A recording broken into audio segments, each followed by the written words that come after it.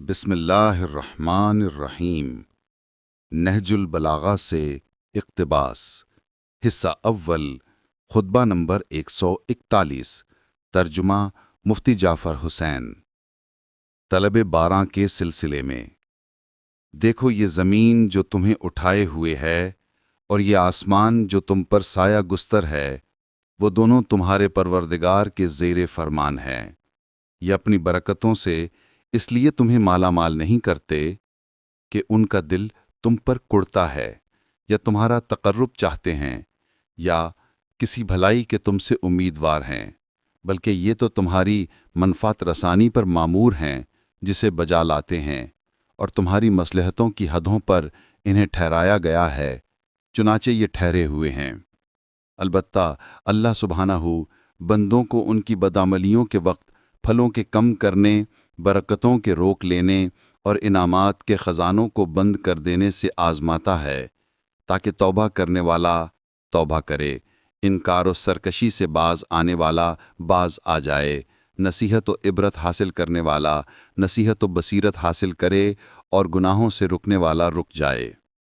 اللہ سبحانہ نے توبہ اور استغفار کو روزی کے اترنے کا سبب اور خلق پر رحم کھانے کا ذریعہ قرار دیا ہے،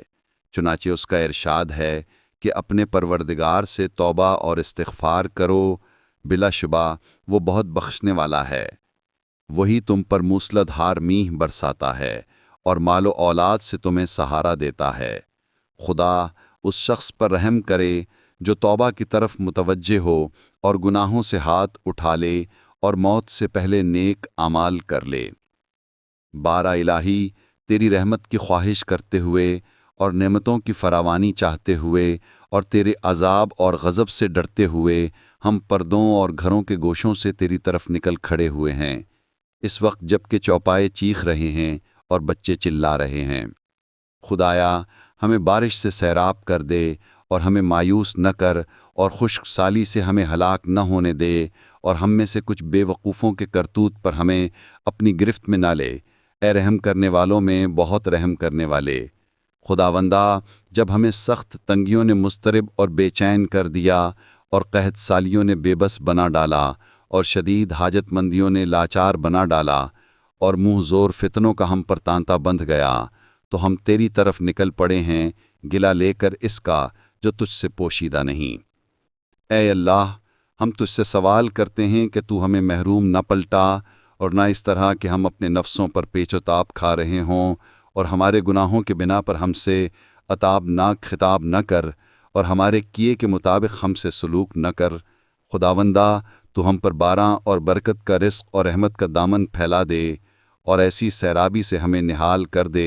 جو فائدہ بخش ہو، سیراب کرنے والی اور گھاس پات اگانے والی ہو، کہ جس سے تو گئی گزری ہوئی کھیتیوں میں پھر سے رویدگی لے آئے،